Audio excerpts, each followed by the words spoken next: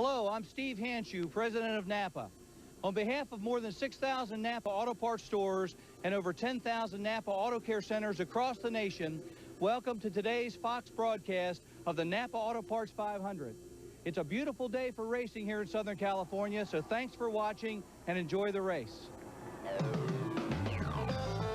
43 cars roll off here in Southern California, the nation's second largest TV market and the largest automobile selling market in the United States. Chrome wheels. They sell a lot of chrome wheels out here. Ryan Newman is our Bud Pole winner here at California Speedway. He'll be in the Bud Shootout along with these other drivers when we get back to Daytona next February. Since 1979, Budweiser's awarded more than $7 million as sponsor of NASCAR's Pole Award program. Here's our Walmart starting grid for today's race. Kurt Busch out there. How can an old guy like me pick a rookie like him to win the race? But I did. Another rookie, Ryan Newman. Right there with him on the front row, another rookie. Jimmy Johnson shares row 2 with veteran Dale Jarrett. Here's Dick Bergeron. What a difference a year makes. Going into this race last year, Dale Jarrett had already won 3 times and was leading the points. This year, he has just one top 5 finish. He is 16th in points, hasn't won since last July. But this is his best start all year long. Jarrett has a strong horse under him. By Joy. 2 Hendrick cars in the top 5. Jimmy Johnson and Jerry Nadeau lines up 5th with Michael Waltrip. Tony Stewart with Elliott Sadler, Dale Earnhardt Jr. and Rusty Wallace there in the 5th row.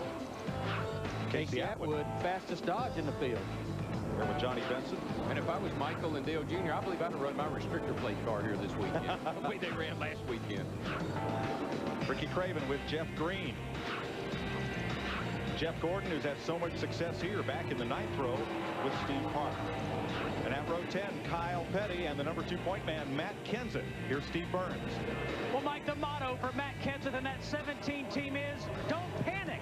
They qualified 25th at Rockingham and won. Qualified 31st at Texas and won. Today, he starts 20th. Kevin Harvick and Mr. Excitement, Jimmy Spencer in the 11th row.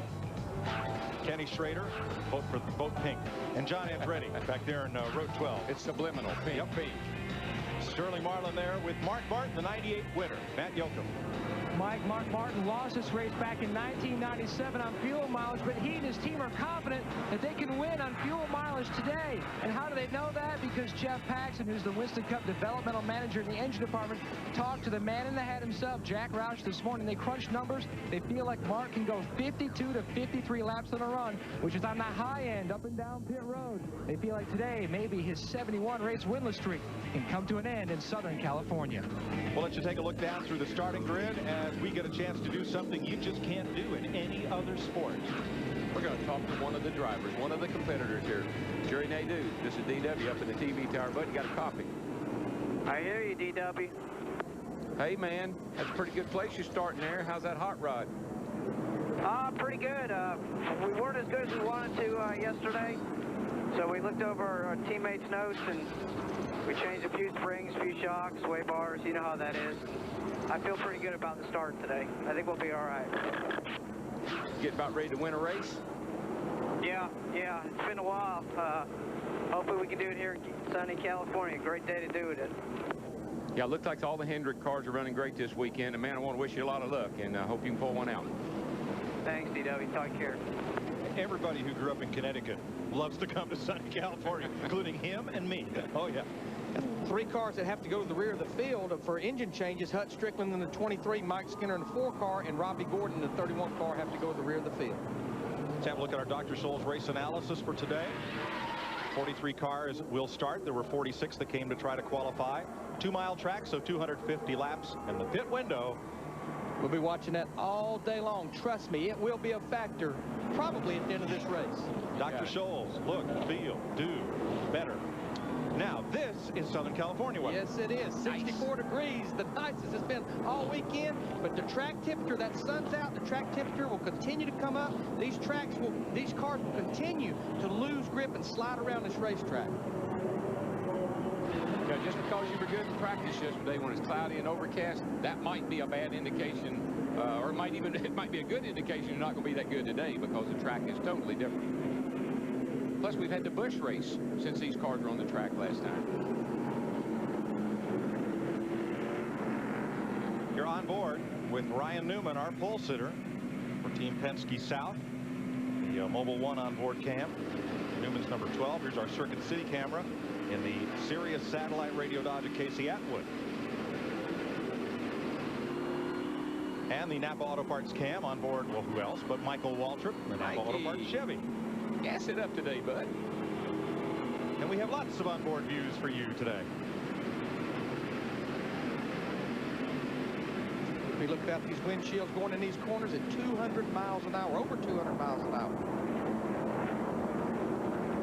And this is my favorite shot. Overhead. I love an overhead. This tells it all right here. This place is packed. That infield was packed that way on Thursday evening when we arrived here. This track's similar in shape, layout, design to Michigan International Speedway, but as you'll see throughout the day, it races very differently. Very different. That's the only thing that's the same as that aerial view. Raw.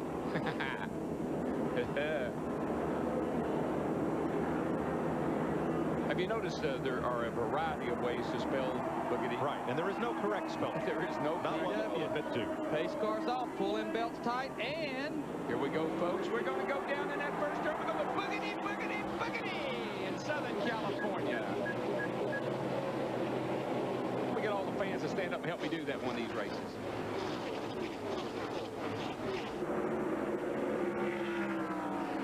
Kurt Busch in the 97 content to fall behind Ryan Newman as they run through the bottom of 1 and 2 down that long back straightaway. Yeah, Darrell, one big difference from last week is how quickly they get single file. Well, there's you know, the groove around it's going to be right around the bottom for a while. It's going to take a little bit of time to work it up. Although you see Newman is a little high there as he comes through 3 and 4, and that's going to open the door for Kurt Busch right on the inside there. Who will lead the first lap of the Napa 500?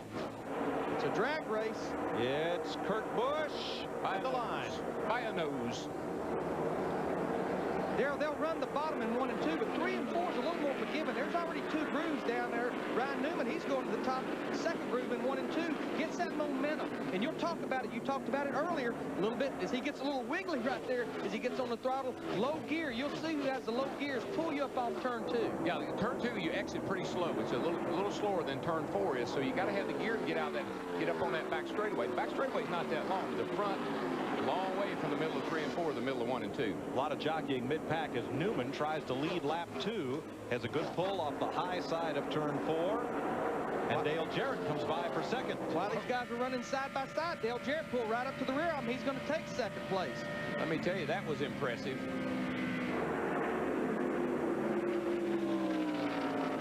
We've seen Dale Jarrett have a good car several times this year, but boy, he just hadn't been able to get it to victory circle.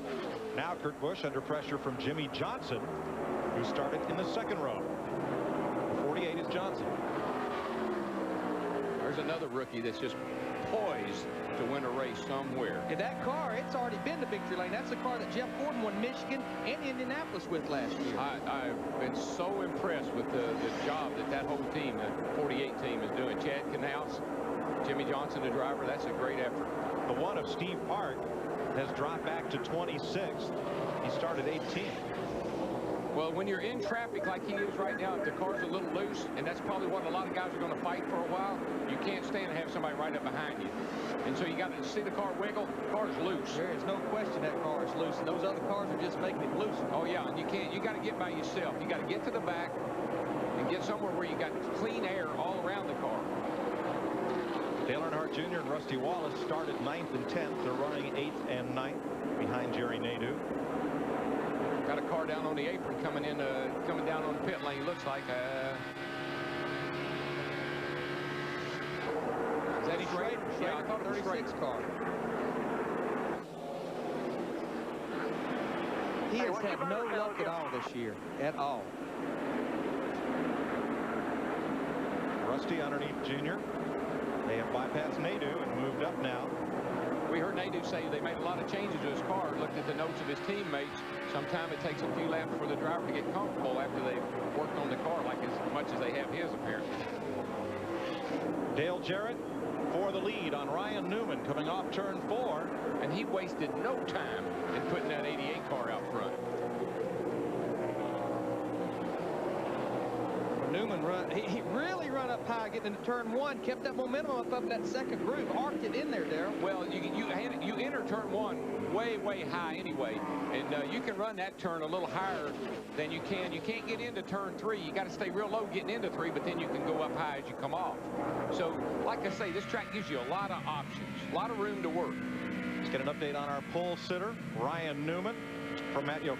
Well, Mike, in the final practice session, Ryan Newman's car was loose up off the corner. His car was extremely fast over the first 5 to 10 laps of a run, but then the looseness really started to go to the extreme. So they've made a number of changes before today's race. Now we're going to have to wait and see if those changes have cured that problem. Maybe once it's a fast car on the long run. To Dick Berger.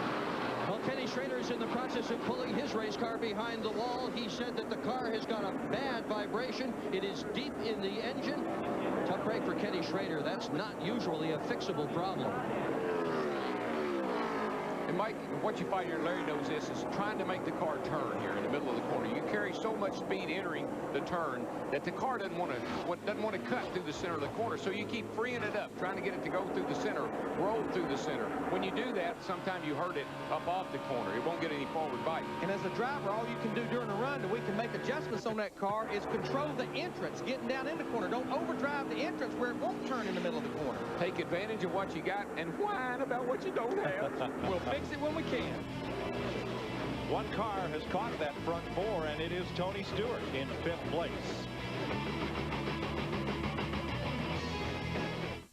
At times, You see a lot of daylight behind Dale Jarrett. That's because of a torrent battle for 2nd place. Man, That has seen Tony Stewart climb from 5th to 2nd.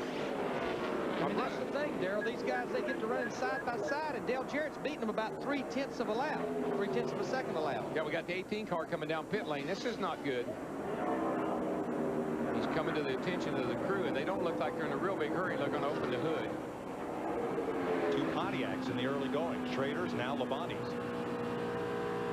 I tell you, the guy that's really rim riding around the top of the racetrack is Michael. I mean, he's right up on the out. He's right up in the loose stuff. But he's making great time. I was watching down here in turn 3 and 4. You got to see this. Watch what Michael does to these guys. He's up on the outside there. The 12s can't get back to the throttle. Michael gets on the run on the outside of him. Look at him wiggle when he goes by. His car's really loose. It's what you call twitchy. And Steve, what's Kenny got to say? Well, DW, let's find out. He's sitting in his race car, taking the steering wheel off. Kenny, what's the diagnosis here? What happened? Something laid down the engine. It's got dents in the oil pan. I told him it was something major, you know, one of them important parts. But it's 8 out of 10 races at the old M&M's. Pontiac has been pretty good, but we still don't have a finished show for it. So next week, go to Richmond. Thanks, Kenny.